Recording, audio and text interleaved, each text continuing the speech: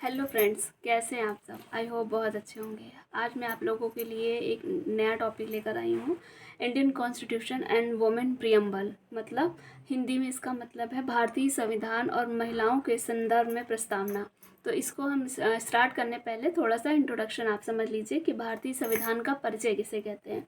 भारतीय संविधान देश का सर्वोच्च कानून है। यह 26 जनवरी 1950 को लागू हुआ। इसे डॉक्टर भीमराव अंबेडकर की अध्यक्षता में संविधान सभा ने तैयार किया। ठीक है। संविधान यह तय करता है कि देश कैसे चलेगा, सरकार की शक्तियाँ क्या होंगी उसमें, और नागरिकों के अधिकार व कर्तव्य क्या हैं। तो इस तरह से हमारा ये इंट्रोडक्शन हो जाएगा। इसी में और ऐड करेंगे लॉन्ग क्वेश्चन को लॉन्ग बनाने के लिए। पहला है लिखित एवं विस्तृत संविधान। यह विश्व का सबसे बड़ा लिखित संविधान है। ठीक है। दूसरा पॉइंट बनाएंगे संप्रभु यानी सॉवरेनिटी। ठीक है। भारतीय यह जो है, भारत किसी बाहरी शक्ति के अधीन नहीं है। ठीक है। तीसरा पॉइंट आप बनाएंगे समाजवादी, सामाजिक और आर्थिक समानता पर बल देता है। फिर हम चौथा पॉइंट बनाएंगे इसमें धर्मनिरपेक्ष, यानी सभी धर्मों को समान सम्मान, इक्वल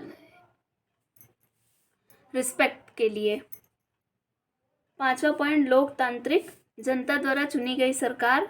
फिर छठा पॉइंट हम इसमें बनाएंगे राष्ट्रपति देश का संवैधानिक प्रमुख होता है। ठीक है। जो प्रेसिडेंट होता है वही एक प्रमुख संवैधानिक होता है, सबसे इम्पोर्टेंट पर्सन होता है। फिर इसमें और हम लॉन्ग बनाने के लिए इसको क्या करेंगे, भारतीय संविधान की प्रस्तावना के बारे में पढ़ेंगे इसी में। तो भारतीय संविधान की इसको आत्मा भी कहते हैं। ठीक है। प्रियम्बल को यह संविधान के उद्देश्यों और आदर्शों को स्पष्ट करती है। ठीक। फिर प्रस्तावना का सार क्या होता है, कंक्लूजन क्या होता है, प्रियम्बल एक्चुअल में होता क्या है। हम भारत के लोग भारत को एक संपूर्ण संप्रभु, संपन्न, समाजवादी, धर्मनिरपेक्ष, लोकतंत्रात्मक गणराज्य बनाने के लिए तथा उसके समस्त नागरिकों को न्याय, स्वतंत्रता, समानता और बंधुता सुनिश्चित करने के लिए। ये एक डेफिनेशन है जो कि प्रियम्बल की है। ठीक है। और ये आपको एज इट इज़ लिखनी है, इसको कुछ भी एक ना वर्ड कम और ना ही एक वर्ड ज़्यादा। ठीक है। फिर प्रियम्बल के प्रमुख तत्व क्या होते हैं, मतलब एलिमेंट्स। पहला, जस्टिस होना चाहिए। ठीक है। सामाजिक, आर्थिक और राजनीतिक न्याय की, मतलब तीनों डायरेक्शन से, सामाजिक भी, आर्थिक भी और राजनीतिक भी, जस्टिस होना चाहिए। दूसरा है स्वतंत्रता, लिबर्टी, विचार, अभिव्यक्ति, धर्म, विश्वास और उपासना की स्वतंत्रता होनी चाहिए किसी भी व्यक्ति को। समानता, थर्ड पॉइंट, सभी नागरिकों को समान अवसर और कानून के समक्ष समानता मिलनी चाहिए। चौथा पॉइंट, बंधुता, सभी में भाईचारा और एकता की भावना होनी चाहिए। फिर अब इसमें जो मेन प्रियम्बल जो है महिलाओं के लिए, अब यहाँ से स्टार्ट है। महिलाओं के संदर्भ में संविधान क्या कहता है। भारतीय संविधान महिलाओं को एक समान अधिकार और सम्मान प्रदान करता है। संविधान में महिलाओं के उत्थान और सुरक्षा के लिए विशेष प्रावधान किए गए हैं, जो कि आर्टिकल में बताया गया है।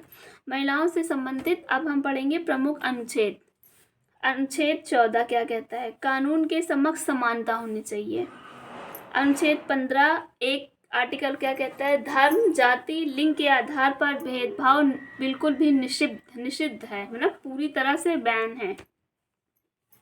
अनुच्छेद 15(3) क्या कहता है, राज्य महिलाओं और बच्चों के लिए विशेष प्रावधान बना सकता है। कोई भी स्टेट अगर उसे लगता है कि मेरे स्टेट में महिलाएं और बच्चों का बहुत ज़्यादा शोषण हो रहा है और चीज़ें नहीं सही से काम कर रही हैं, तो उसके लिए आप प्रोविज़न बना सकता है स्टेट। चौथा है आर्टिकल 16, सरकारी नौकरियों में समान अवसर।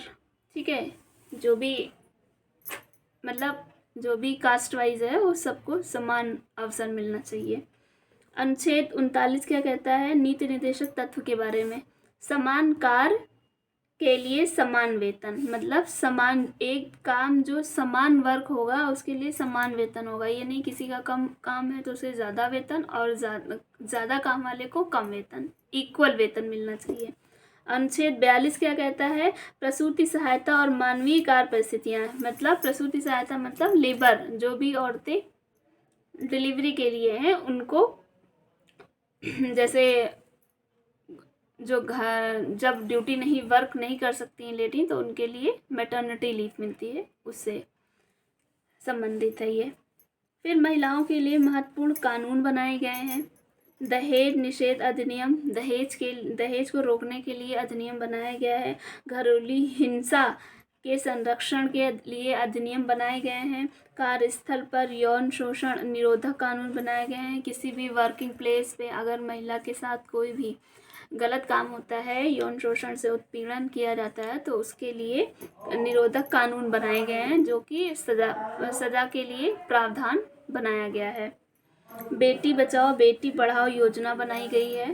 तो ये इस तरह से हमारा ये पूरा टॉपिक कवर हो गया है, जिसका नाम था Indian constitution and women preamble.